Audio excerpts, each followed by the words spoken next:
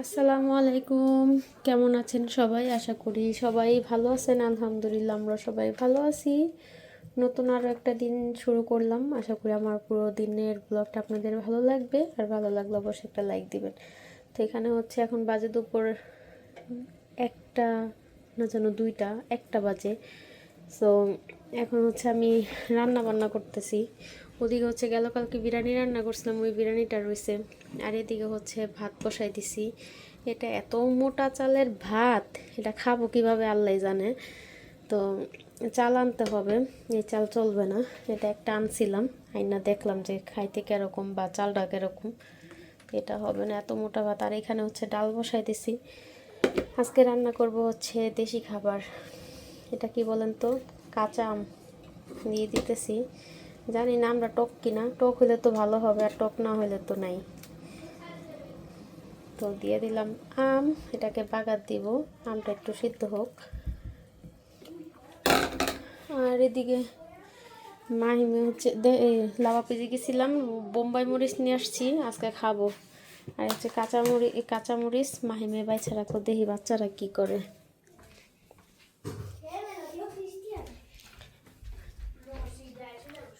তোমরা কি করছো? মালিহা ওরে বাবা রে, কি ব্যস্ত আর্ট করার মধ্যে। তুমি কি করো? এখন তো শুরু করে নাই সে। মাম্মি তুমি কি কালার করছো? বাসায় বাচ্চা কাছে থাকলে বাসার অবস্থা পুরাই ভালো। বস আপনি কি খবর? ভালো? কেমন ভালো? আজকে কি বার? রবিবার। আজকে আমাদের একটা জায়গায় যাওয়ার কথা, যদি যাই তাহলে যাবো, আর যদি না হয় তাই বাসায় থাকবো। দেখি কি হয়। এখন বাজে হচ্ছে 1:10, তাই না মাম্মি? রান্না বান্না শেষ করব, খাওয়া দাওয়া করব, তারপরে হচ্ছে কথা, ঠিক আছে? আগে রান্না বান্না শেষ করি, দুপুরে খাওয়া দাওয়া করি, তারপরে বিকালে ওর বাবা আসলে বোঝা যাবে যে আমরা যাই কিনা। আজকে যে কি তরকারি রান্না করতেছে আমি নিজেও জানি না। হ্যাঁ, ডাটা নিয়ে আসছিলাম গেল কালকে, যে বাজারে কবে গেলাম ওই দিন। তো ডাটা হচ্ছে যে এরকম টুকরা টুকরা করে, মানে ফ্রোজেন ডাটা প্যাকেটে। তো এতটুকু আনছে, এক প্যাকেট আনছে। এখন এক প্যাকেটে তো আমাদের হবে না। তার সাথে দিলাম বড় বড় করে আলু। মানে আজকে রান্নার প্রতি মানে কোনো মনোযোগ নেই, কেন যেন ভালো লাগতেছে না। তো হচ্ছে চিংড়ি মাছ দিয়ে, ডাটা দিয়ে, আলু দিয়ে, টমেটো দিয়াম কোনো রকম রান্না বান্না আর কি, যেটাকে বলে।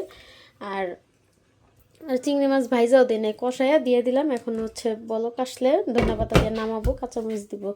আর এদিকে হচ্ছে আমডাল রান্না করলাম, এটা দিয়ে ভাত খাওয়া যাবে 1 প্লেট। আর এ হচ্ছে বিরিয়ানি বাইরে রাখছি। এখন হচ্ছে বাজে হচ্ছে কয়টা, বাজে হচ্ছে 2:16। তো চা আর হচ্ছে ভাত রান্না করা হয়ে গেছে, এটি বাচ্চাদের খাওয়াবো, মালিয়াকে খাওয়াবো। রান্নাঘরটাকে পরিষ্কার করলাম, ওয়াশিং মেশিনে জামা কাপড় দিতে হবে। বিকালে যাব হচ্ছে বাহিরে। একটু আগেও বললাম। তো এই মাত্র হচ্ছে ভাবি ফোন দিছে, রিসার আম্মু, যে কখন বের হবো। 4টার দিকে হচ্ছে আমরা খাওয়া দাওয়া করে বের হবো। এখন ঝটপট মানে যাওয়ার কোনো প্ল্যান ছিল, কিন্তু মানে ওরকম প্ল্যান ছিল না যে যাবো কিনা, মানে দ্বন্দ্ব আর কি ছিল যে যাবো কিনা। তো এখন হচ্ছে শিওর হইলাম যে হ্যাঁ, আমরা বিকাল 4টার দিকে পার্কে যাচ্ছি। তো আপনাদেরকেও সাথে করে নিয়ে যাব। তো এখন হচ্ছে রান্নাবান্না শেষ করে আগে মালিহাকে খাওয়াতে হবে। মালিহা আজকে 2 দিন ধরে কিচ্ছু খাইতেছে না, আগে মালিহাকে খাওয়াবো। আর বাসা বাড়ি আজকে একদমই নোংরা, পরিষ্কার করা হয় নাই, করব। কি করতেছ? 3 ভাই বোনে মানে পাগল বানায় ফেলাইতেছে। এই যে একজনে পুরো মাথা নষ্ট।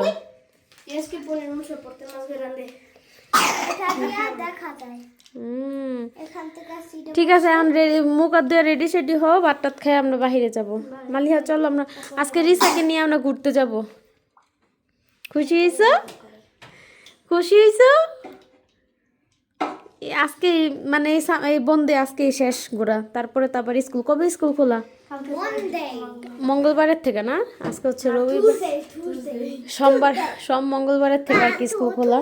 তো চলো চলো আমরা আগে খাওয়া দাওয়া শেষ করি, ঠিক আছে? এরপরে আর কোনো ভিডিও নেওয়া হয় নাই, আমরা সরাসরি চলে আসছি পার্কে। আর এই পার্কের ভিডিও কি করব, এর আগের অনেকবার আসছি, গেল বছর আসছি, আপনাদের সাথে শেয়ার করছি। তো আজকে মতো মন মানসিকতা বা একটু মনটা খারাপ ছিল, এই জন্য আর কি তেমন ভিডিও করা হয় নাই। তো টুকটাক একটু ভিডিও করছি, যতটুকু সম্ভব হয়েছে, মানে ভালো লাগছে করছি, বাকিটা করি নাই। তো ব্লগ আকারে যে ভিডিও করব ওইটা আর করা হয় নাই। তো এখানে হচ্ছে যে মাছ, এই পার্কের আকর্ষণই হচ্ছে এই মাছের খাবার খাওয়ানো, আর হচ্ছে বড় বড় গোলাপ ফুল দেখানো। তো আজকে হচ্ছে এর আগের বার তো আপনারা দেখতে পারছেন আমরা গোলাপ বাগানে ঢুকছিলাম, বিশাল বড় বড় গোলাপ ফুল এক এক কালারের। তো এবার হচ্ছে আমরা আস্তে আস্তে অনেক লেট করে ফেলাইছি। এই পার্কের ভিতরে যে গোলাপ বাগান ওইটা হচ্ছে ৫টা পর্যন্ত খোলা থাকে।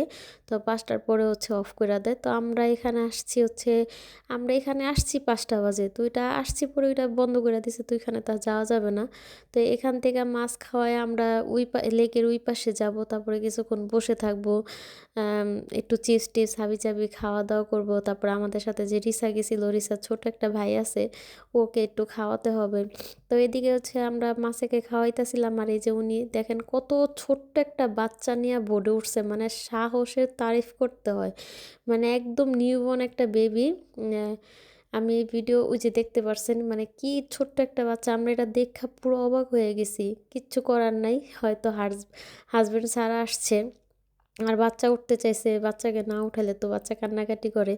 তো ঠিক আছে, আপনারা আমার পুরো ব্লগটি এনজয় করতে থাকুন, আশা করি আমার ব্লগটি আপনাদের ভালো লাগবে। আর হ্যাঁ, আজকে পার্কের থেকে বাসায় যাওয়ার পরে আপনাদের সাথে ঘিয়ের রেসিপিটা শেয়ার করব, অবশ্যই পুরো ব্লগটা দেখে যাবেন। দেখো আম্মু মা এত মা এ লোক বসে রয়েছে।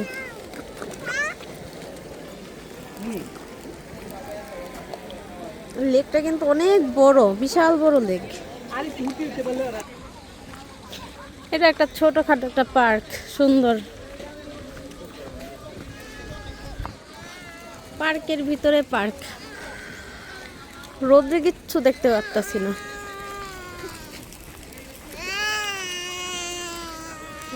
বাচ্চা কান্না করতেছে। গাছগুলা সুন্দর, হ্যাঁ। তো চলেন এবার আপনাদের সাথে শেয়ার করি আমার ঘি বানানো। আমি এখানে 250 গ্রাম করে 3টা বাটার নিয়ে নিছি, অর্থাৎ আছে হচ্ছে 75 গ্রাম বাটার। তো বাটার দিয়ে ঘি বানানোর জন্য যে প্রসেসটা প্রথমত খেয়াল রাখতে হয়, তলাযুক্ত মানে মোটা তলাযুক্ত একটা ফ্রাই প্যান বা পাতিলা, যে যেটা নিতে পারেন, যার যেটা সুবিধা, তবে তলাটা মোটা হতে হবে। আরেকটা খেয়াল রাখতে হবে যাতে কোনোভাবেই পোড়া না লাগে বা পুড়া না যায়, এটা অনবরত নাড়তে থাকতে হবে। আর এই ঘি বানাতে বেশিক্ষণ সময় লাগে না, 20 থেকে 25 মিনিটের মধ্যে ঘিয়ের কালার চলে আসে। আর হ্যাঁ, খেয়াল রাখতে লাগবে, সবচেয়ে বেশি ইম্পর্টেন্ট হচ্ছে ঘি মানে চুলার তাপটা একদমও হাই না, একদমও লো না, মিডিয়ামে রাখতে হবে। আমার চুলা যেহেতু কারেন্টের, আমি 5-এ রাখছিলাম, আমার হাই হিট হয়ে হচ্ছে 9-এ।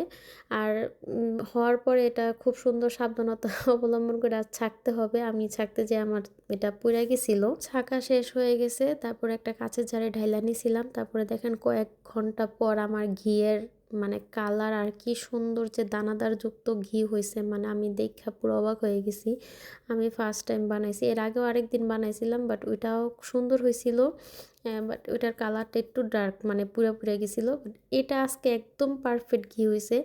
আশা করি আমার ঘি বানানো আর রেসিপিটা আপনাদের ভালো লাগছে, আর ভালো লাগলে অবশ্যই কমেন্ট করে জানাবেন কেমন হয়েছে, আর ভুল ত্রুটি হলে অবশ্যই ক্ষমা সুন্দর দৃষ্টিতে দেখবেন। তো যাই হোক, যে যেখান থেকে আমার ব্লগটা দেখছেন, আশা করি আপনাদের ভালো লাগবে, আর ভালো লাগলে অবশ্যই একটা লাইক দিবেন। তো আজকে এই পর্যন্তই, সবাই ভালো থাকবেন, সুস্থ থাকবেন, আমাদের জন্য দোয়া করবেন। সবাইকে আল্লাহ হাফেজ।